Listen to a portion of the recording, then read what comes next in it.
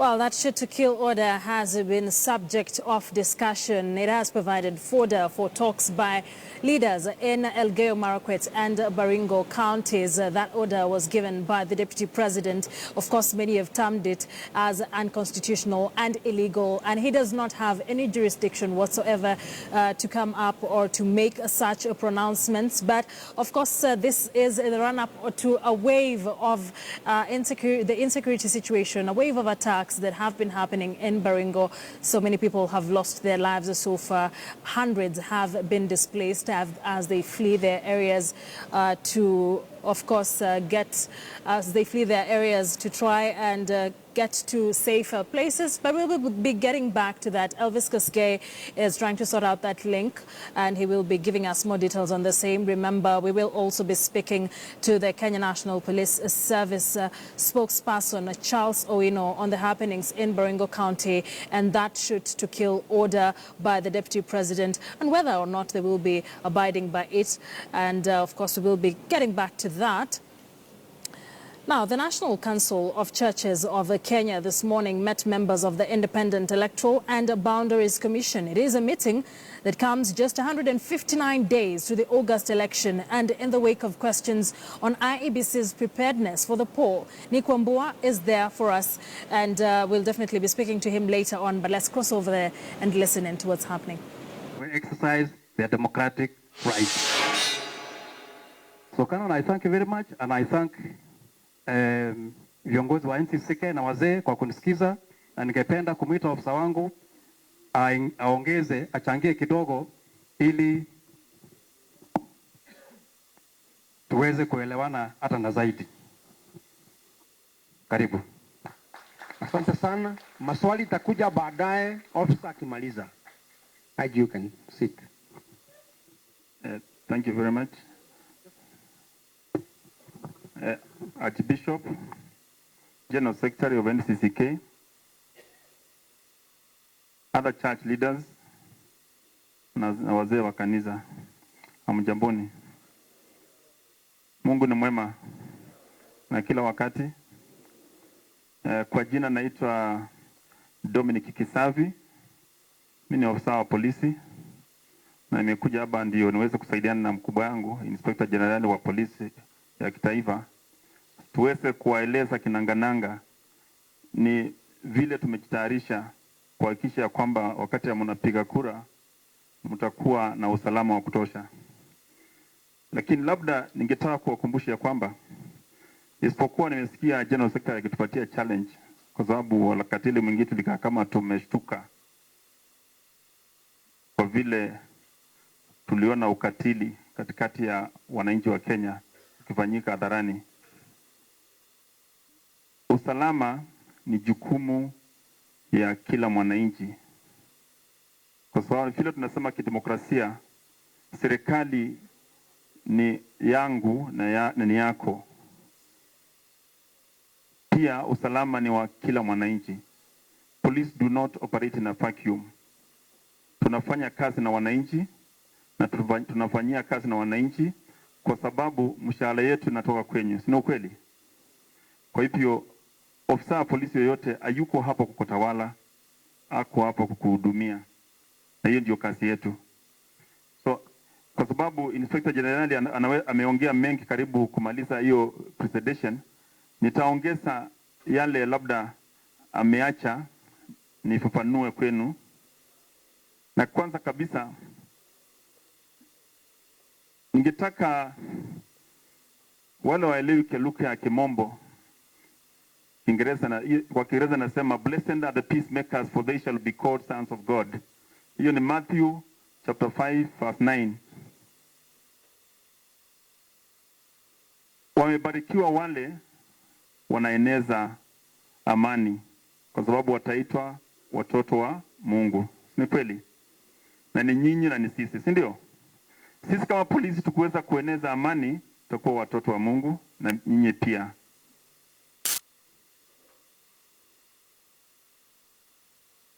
So katika All right, let's now take a look at some of the things that were said by the earlier speakers at that very event.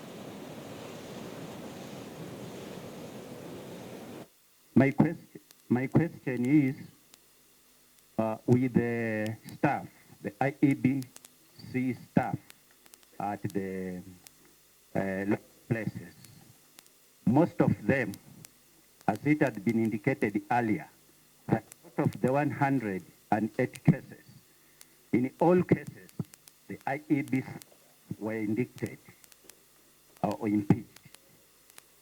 I've also seen in my area, I come from the coast, I've seen there are some wealthy aspirants who actually buy the whole team so that they can be elected, or at least the staff can do something in their favor. I do not know now with our new commissioner what he's going to do about that.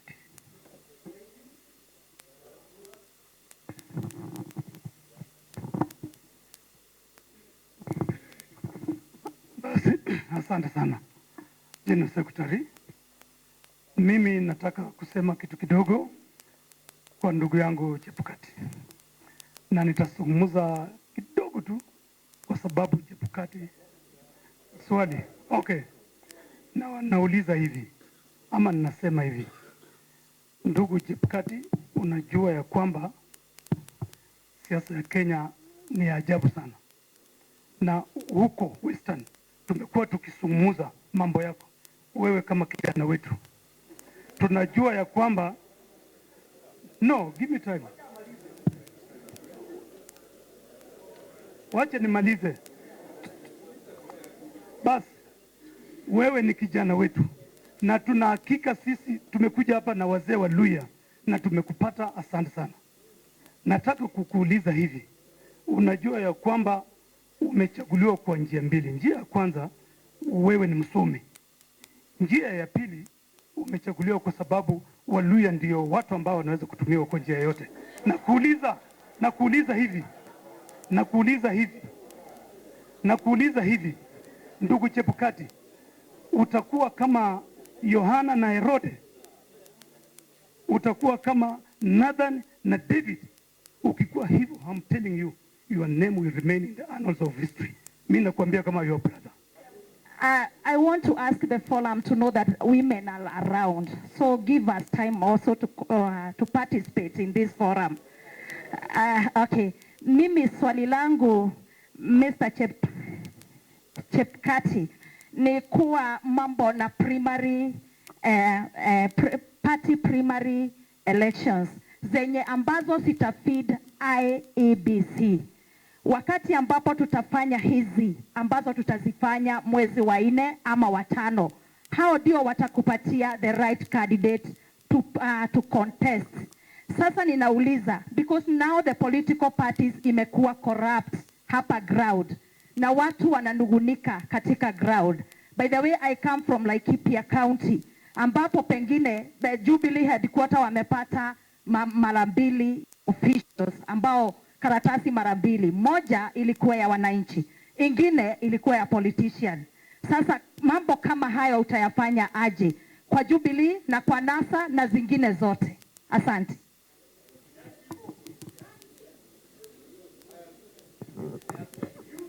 Asante. My name is Silas Olala.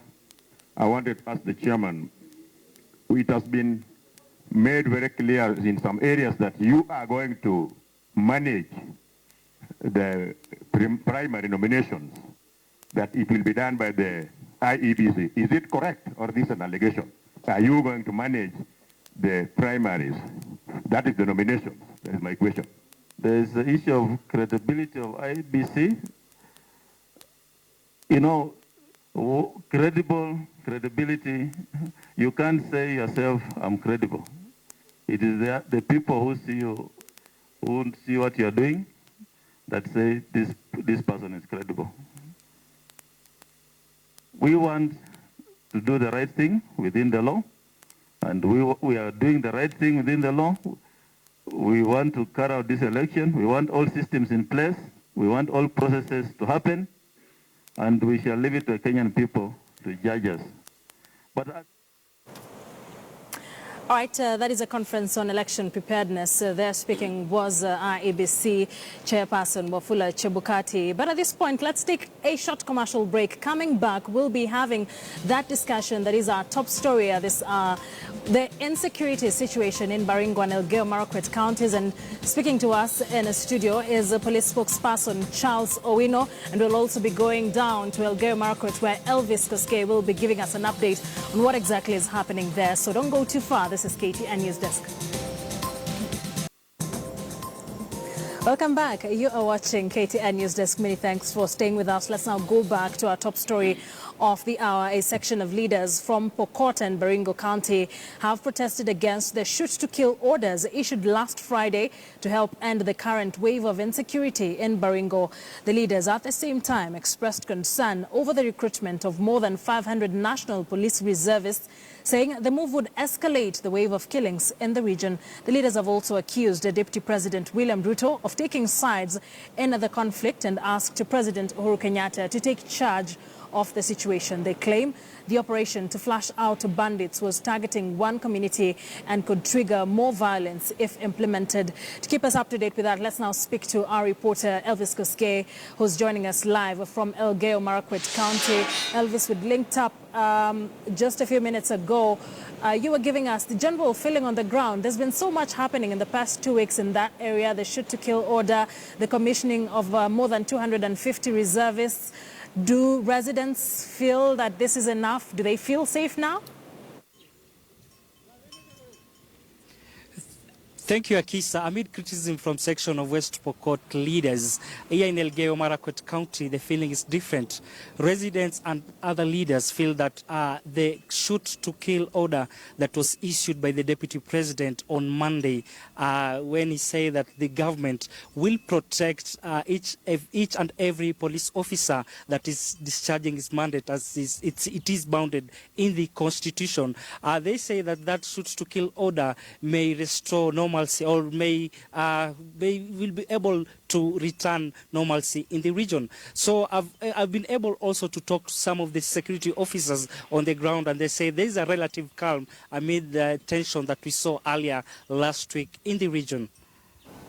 All right, Elvis, we will be speaking to you later on in the second bit of this bulletin. Thank you very much for joining us here. And of course, that forms the basis of our discussion. Joining me in studio is police spokesperson Charles Owino. Thank you very much for coming into studio. You might perhaps want to start with addressing some of the concerns raised by the West Pokot leaders. One is a shoot-to-kill order and the commissioning of 250 reservists. They say that your arming reservists were not well trained. Thank you so much. The first important thing is that we cannot encourage lawlessness in the country. We have a purpose to be there, especially as the police. And we have always seen situations where people want to commit crimes and they want to go scot-free. That is not the case. Actually, we would thank the executive for their boldness in coming up strongly to say that persons who break the law and in a manner that, for example, you use firearm to kill a woman and a child, that cannot be tolerated. So it does not matter where that instruction has come from, who has said it and at what time. This is something that should be said by any other Kenyan, including an MCA in that particular region, that the police have a duty to protect the common mwananchi. Remember, in some of these regions, people rely on 1 or 2 cows to feed their families, to get milk, to get blood and feed their families. You come with your firearms, you steal, you kill people. That cannot be tolerated. It should be a thing of the past. And remember, we've lost very many people in those regions out of cattle rustling. Very, very primitive and backward way of doing things. It cannot be tolerated. But will you be abiding by this? And the Deputy President, should this order really be coming from him? You must understand one thing, that under the 3 arms of government, the police fall under the executive arm of government. When you elect in a president and his deputy in the current law, these are the heads of the executive. And the police is the tool of the executive. When Al-Shabaab were busy here killing people, it was their duty. They would be indicted if they don't follow up with police. Yes, the deputy president can make a statement which would also be political in one way or another, but I take it as the head of executive, being a deputy president, he has a right to come up and say, if you commit a crime that demands that firearm be used, let it be so. That shows that he's bold, he's a citizen, and he's even ready to sacrifice his position for the sake of the common mwananchi. So the police because will be abiding. What is happening is the deputy president did not have time to sugarcoat a wrong thing. And that is why he said that. That shows he's bold enough to say enough is enough. If somebody is going to commit such kind of atrocities, then it's necessary that the police take action. So they will be abiding by this order? We will abide by the law, not just an order. That was his statement as a deputy president of the nation. And people must respect the executive, and people must respect law. Our duty, we are the tool of the executive. We have a duty to protect you even where you are at the studio. If today you are bombed here, you will blame the executive for not taking any action. So there's nothing wrong with the deputy president saying that if you break the law, then police should take action. He's simply reminding police, he's not even addressing the public, he's simply reminding police that don't sit back fearing anything if you are acting within the law. He has not told us to kill anybody arbitrarily. He has said if you break the law, and I can tell you, if you carry a firearm without authority and you want to kill a citizen or any other person in this country, you can be sure that we will invoke the law. And you know what it means. The situation there is very complex. Is this not going to escalate the violence? Are you confident that this is the way to go to calm the wave of attacks? The issue is not pleading with people. The issue is you must follow the law. It cannot be allowed. This is not the time you go killing women, children, stealing livestock and using firearm. Yes, it can't happen. Leaders from West Pokot are concerned that you're arming police. The police reservists are not well trained, but they're being armed. About 600 firearms given in the past. They have not raised this before when we are arming them. We have armed the Pokot, the reservists, against the Toposos, against the Karamojongs who come to invade the border. And the reason is these areas are vast and you don't have police stations everywhere. We have police stations in specific areas. And police reservists are recruited in order to give support to the police. Because when people are in their manyatas or in villages, some areas, the police are as far as 10, 15 kilometers. So we must arm reservists to protect our people. We were not arming them to fight against fellow Kenyans. We were arming them to fight raiders who are coming from across border. Because we have raiders. Why should you shoot your brother? Why should somebody from Baringo shoot somebody from Pokot? And why should someone from Pokot come and shoot somebody from Baringo? Do you think there's political interference in the situation in these areas? I can't say that, because as we deal with if a case arises, we deal with a particular case. And this is the time you have seen, even at the level of a deputy president, saying that, please protect Kenyans. Protect a brother against a brother. So we are saying that we have always armed our reservists to protect the public. Because sometimes we are far and they give us support. There are also situations where some of these terrains are very difficult and you require persons who have been used to this terrain to support the officers that we have. So I can say that there's nothing wrong with recruiting more reservists if need be. Yes. The issue of cattle rustling and insecurity in Baringo, West Pokot and Elgeyo Marakwet seems to be a perennial one. It comes when action is being taken, then erupts. Why does this keep happening, and do we have a lasting solution to the situation in those areas? Yes, I think government has done a lot when it comes to issues of cattle rustling for very many years. And we have also had disarmaments and so on and so forth. And the situation is not as bad as it used to be before. But we must also come back and say what happened in this particular case. What happened, you remember, a sitting MCA and an aspirant was killed. Yes. And when they were killed, then the reaction was spontaneous. And you find that because they were killed in Marigat, the persons who killed them must have been people who are very intelligent, and they would know if we kill these people in a region which is not their region, then maybe it would bring in a different kind of story. But that is for the investigators to come up and tell us exactly who killed these leaders. But the question is, somebody took advantage of what happened to cause mayhem in this particular place. I don't think initially it was a cattle rustling factor. It is something that was elicited by the deaths of these two leaders. So would you say the situation is calm now? We've seen the deputy president has been there twice. The recruitment of more than 250 reservists. How is the situation there right now? The situation has actually improved, apart from the killing of the chief that had taken place, contrary to what we have seen in the papers, that immediately the Deputy President left, there was a raid of animals. It is not true, but we know our chief was killed. And I think all Kenyans should come up in support of protecting the lives of other citizens. We should not be people that would just take things for granted, and would request our brothers on either side, Pokot or Baringo. Like, for example, East Pokot is in Baringo. So we would humbly request our brothers to ensure that there's peace in those regions. Remember, we are just going for elections, and we don't want ethnic tensions. But the political leaders must support good causes. Because today, political leaders of another divide may think they are being targeted, and then tomorrow... Which is the case, actually. Yeah, and then tomorrow, when the other one comes. But you see, what they are doing is politics. They want votes in August. And it doesn't matter what their supporters do. So at this time, if you don't support the criminal action of your supporters, then you lose your position, and they don't want to lose their position, meaning they are not patriotic enough. If they are patriotic enough, they should do what the Deputy President has done, that he's ready even to lose his votes in those regions, just for the sake of the security of the ordinary mwananchi.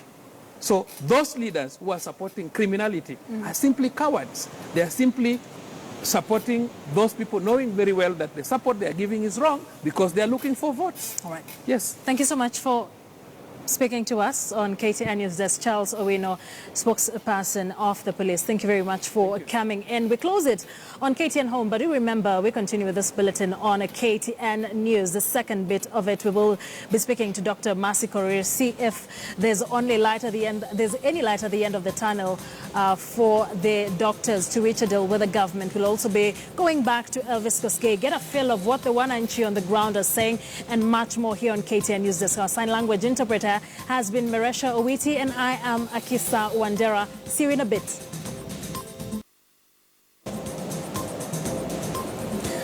Welcome back. You are watching KTN News Desk. Many thanks for staying with us. Let's now take a look at some of the other stories that are making headlines here in the country. The Kenya National Human Rights Commission and the Law Society of Kenya are set to file a report of a stalemate in talks to end the doctor strike. Talks between doctors and the government were adjourned on Friday as parties yet again failed to reach a consensus. Mediators blamed the stalemate on the failure by the parties to drop their hardline stance. Parties are expected in the appeals court tomorrow at the expiry of a seven-day window given last week to resolve the deadlock. This is despite an ultimatum given by the mediators, who are the Kenya National Commission on Human Rights and the Law Society of Kenya, calling for a softening of positions by the doctors and the government.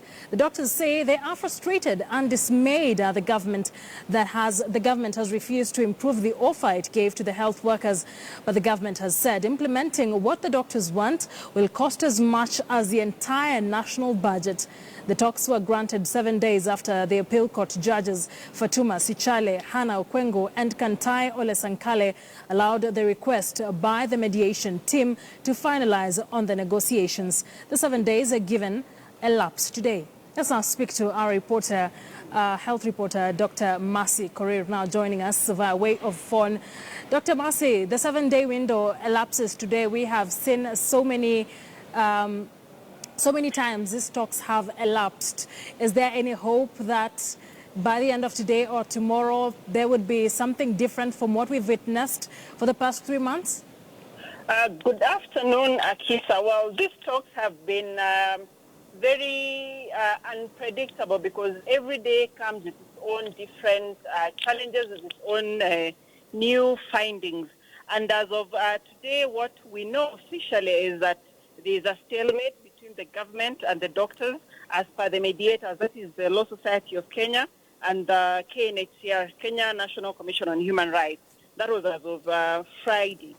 And they are expected to file their report tomorrow in court, and the court is expected to give way forward on now how to end the strike or how to end the stalemate. But there have been other informal meetings to try and resolve the stalemate. But well, these have just been informal, and there's been nothing concrete and promising from this talk. So we solely rely now on the mediators and what we will hear from the court tomorrow. But as you've said, the doctors have said that on different occasions they have ceded ground while the government has held its position, therefore making it really difficult for either parties to move and come up with a solution that will unlock the stalemate. Akisa. What are some of the likely scenarios we're expected to see once the mediation teams and, of course, the doctors' union go back to court tomorrow? Well, if they go back to court tomorrow, we expect that the court will give a way forward or an arbitration, either to ask the doctors to go back to work so that talks can continue while the doctors are back to work, or compel the doctors to take whatever offer that the government has been issuing. Alternatively, if an agreement is reached before tomorrow between the doctors and the government, then we expect that the doctors will have a form of CBA that they've been looking for, that can be registered, and an offer that will return them back to work, and probably a favorable return to work formula. And that's what I think all and most of us Kenyans are hoping for, so that the public health care services can resume. Dr. Paint a picture for us on what the past 3 months have been for the doctors as they journey towards the reforms and the implementation of the collective bargaining agreement signed in 2013, as well as the situation for the common mwananchi who depends on these public services in hospitals across the country. Okay, let me start with what the journey has been like for the common mwananchi who's been unable to access services. We have Kenyans who are living in border towns who have had to cross to neighboring countries, that's Uganda and Tanzania, for those who are within those regions, to seek any form of public health care services. Those that are not able to cross have been seeking services at private health care facilities, which the costs are quite prohibitive for most Kenyans. And this has called on harambes and many fundraisings in order for some of these people to be able to access some of the basic services. And obviously we've noted that many people have lost lives. Many people have lost their breadwinners, where we have some mortuary registries, while in a previous time, at the same period, there would be like about 200. Now they're registering almost 600 deaths within the 2 months. So it's been really a painful journey and a tough journey for the common wananchi. As for the doctors, we have seen that their resolve has grown from strength to strength since the strike began. We've seen the doctors' unity. We've seen, remember when the top 7 officials had been jailed and there was a closure of private healthcare facilities for 48 hours. This was unprecedented, and this was in support of the doctors and a retaliation to the government for jailing these doctors. So we've seen that the doctors have really grown stronger in terms of their unity and in terms of their call for a CBA, a document that at least will be legal and binding. Obviously, we've seen the few times when there have been Senate hearings, parliamentary hearings that have tried to cast aspersions on the CBA. But for the doctors, they've really remained united, and their message has been very strong on the CBA. Right. We've seen the doctors on social media, and so we've seen that this has really been an unprecedented strike, not only in Kenya, but could be in the world over. Akisa. Dr. Masi, thank you very much for joining us. That is an in-house doctor who's closely been following up on the doctor's strike that has lasted almost 3 months now. And of course, she's joining us via way of phone. We'll be seeing what happens tomorrow as the deadline ends or reaches on today. The Standard Media Group, in partnership with the Aga Khan University, today officially launched the second phase of the Standard Media Academy. The Academy is a year-long training program aimed at mentoring the next crop of young journalists to respond to the ever-evolving media industry. Let us listen in to what happened in the morning before we engage Timothy Otieno, who attended that launch. You are coming into this industry at a time of change, and the way you equip yourself for this to face these challenges will determine whether or not you make a difference. You cannot do it the way we used to For us, it was enough to be competent in English and to be able to write well. For you, it's not just enough to be able to communicate effectively, but you must be innovative. You must be the kind of person who pushes frontiers. You must be able to open new areas. Because this is a time of flux. If you cling to do things the way things are done in a particular way, you will be left behind. If you hold on to the skills that you picked up in college and you want to simply, trundle the treadmill, you'll be left behind. You must be open to ideas. You must be able to seize new opportunities. We as what you'd call established media are faced with that reality that we have to think different, we have to think in the way of evolving with platforms that were not there in the years before. And the role of the journalists in then coming and saying, I'm going to exist in this ecosystem. Now, when I look at young teams like yourselves, with the new thinking that you bring, I see very good opportunity. And I'm happy that part of the curriculum is delving on social media, new media, and where journalism has to go, or is already going. I am so honored to be part of this second program of the Standard Media Academy. So basically, we're looking to learn, we're looking to be mentored, we're looking to make ourselves better journalists in the near future. So I can say that this is a very good opportunity that the Standard and the Aga Khan University has provided for us, and we're hoping to be the best.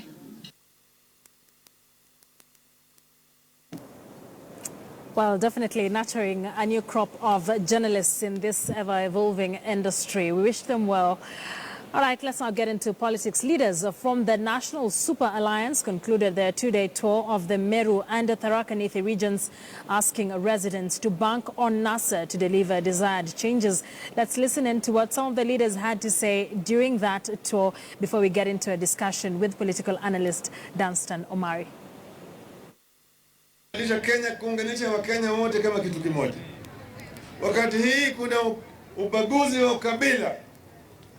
Kama vijana wanakwenda kufanya interview ya kazi, jina yako ndiyo itaamua kama utapewa kazi hiyo. Uwanja wa Isiolo pale tutaupanua ili wakulima wa miraa wao wanaweza kubeba miraa yao directly Mogadishu. Tutaongea na president mpya anaitwa Farmajo ambaye tunamuelewa. Ndugu yetu ambaye anaitwa William Ruto anapenda kusema Mudavadi, Raila, Kalonzo, Weta wanatafuta uongozi. That is true. Tunatafuta uongozi. Na yeye anashikilia nini? All right, some of the sentiments there in the National Super Alliance campaigns in Meru and Tharaka Nithi. So much was said, and it looks like the opposition is trying to make inroads into this area that is well perceived to be a Jubilee stronghold. Let's now speak to political analyst Dunstan Omari on this latest developments of NASA. He's joining us live from our City Center studios. Thank you very much for joining us, Dunstan. Always a pleasure to have you on the show. Would it be a success for NASA? Could they call this particular rallies they've been holding in Meru and Tharaka Nithi as a success? What is happening is that the country is having a lot of anger. The Merus and the Tharaka regions are completely disillusioned with the Jubilee government, especially on key issues that the promises of the Jubilee manifesto was to address is unemployment. Are the Meru, the larger Meru people, youth having jobs? They're not having their jobs. Two, another issue is about the Miraa issue. The Miraa ban that affected the economy of the Merus and brought the Merus down to grass has not been addressed adequately by the Jubilee regime. Remember, the Jubilee government set aside 1 billion shillings that cannot be able to resolve the dispute because the dispute is a diplomatic problem. The Jubilee government was supposed to engage diplomatically with Britain and other countries to allow Miraa to continue moving to that place. So therefore, instead of the Jubilee addressing that reason, that problem adequately, they failed to address that issue. Third, When you look at the number of the youths within that region, the youths have not benefited in anything from this government. Fourthly, when you look at the infrastructure development in Meru region is not any better than it was when Kibaki was in government. Lastly, when you look at what NASA is telling the Merus is that you are told that we are tuko pamoja only during elections time. When it comes to allocation of resources, then we are not together. So the NASA brigade is appealing to the Meru nation that in our own government, when we form government, if you people give us power, we will take into consideration your aspirations during the formation of government, during the formation of appointment of government, because the question is, they are being told, wengine wanakula nyama. What does the Meru eat? Do the Merus share in the eating of the nyama, or they share in hunting of the gazelle that generates that nyama? And that is why you have seen a tremendous good following, popular people coming to support Raila Odinga in his rallies. Well, Dunstan, this is the second official rally by NASA after they signed it into a coalition and they signed the agreement, all the four core principles. The first rally, they held it in Eldoret, another one perceived to be a Jubilee stronghold. The second one was in Meru. They look there like they're trying to invade the Jubilee strongholds as opposed to going back to the people they know are supporting them already. So do they look like they're getting their homework right this time round? I don't believe there are any strongholds in these elections of 2017. The strongholds have died because there seems to be two tribes coming up. The strongholds of 2013 were based on ethnic tribes. The strongholds of 2017 are based on economic, the question of the economy. Kenyans are asking the question, do we go with a tribe of based the 43 tribes, including the Makonde, or do we look at a tribe called the economy, where my son, my daughter is likely to get a job, where my cousin is supposed to get treatment in hospital, where my relatives will be able to travel on the road without a lot of problems. So there seems to be a lot of resentment based on the performance of the economy, based on the performance of governance, based on the performance of corruption allegations against Jubilee. So there is a new tribe called people who want this country to be run properly. And those are the very many people who appeared in Eldoret, and those are the very many people who appeared in Meru. But, my good sister, let me tell you, are we sure that the people we are seeing in those rallies are really Raila people, or they are NSIS followers, they are security people, they are people who have been brought by Jubilee to give Raila hope and false confidence that he has the following? That we need to know, to interrogate further, to know whether those are people who have been stage managed to appear in Eldoret and in the Meru region. So what are we saying? Is it going to be a tougher election than what we have witnessed in the previous years? We have an incumbent who has a lot of things, is dealing with corruption allegations, the economy currently, we are having a very high rate of inflation, but we also have an opposition that is trying to put itself or its house in order. Is it going to be a tougher race than what we've seen in the previous elections? This election is going to be a very vicious election, because when you look at it globally, every establishment, every incumbent has lost. And therefore, Uhuru Kenyatta and William Ruto are aware that they might not survive. In Tanzania, you go across in Somalia, you go to Nigeria, you go to Gambia, you go to Ghana, you go to the US. Incumbents have lost. Reason being that people are now asking, people are looking inward. Why is our country doing poorly? It's because of corruption. Why is our hospital not funded? Why are the lecturers on strike? Why are the doctors not being paid? So people have moved away from that old concept that we are Merus and therefore we must support one of our own. We are Luos, therefore we must support one of our own.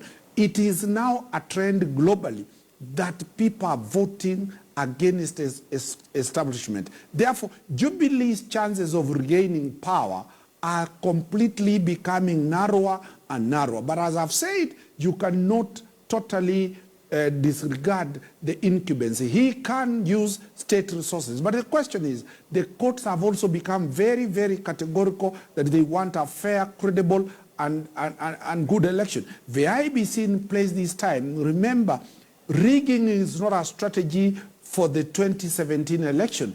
If rigging will not be a strategy in the 2017 elections, the incumbents are likely to see the exit and they might serve a one-term presidency. Dunstan, thank you very much for speaking with us. Political analyst Dunstan Omari there joining us from our city center studios. It is definitely a political year, and we're going to have a lot of that here on News Desk. But here is where we cover everything happening in this country in a way only we can. Well, that's all we had planned up for you at this hour. Many thanks for joining us here on KTN News Desk. Up next, let's take a look at the top stories of the hour on News Truck. Before we pave way for the business team, our sign language interpreter has been Maresha Witi, and I am Akisa Wandera. Good afternoon.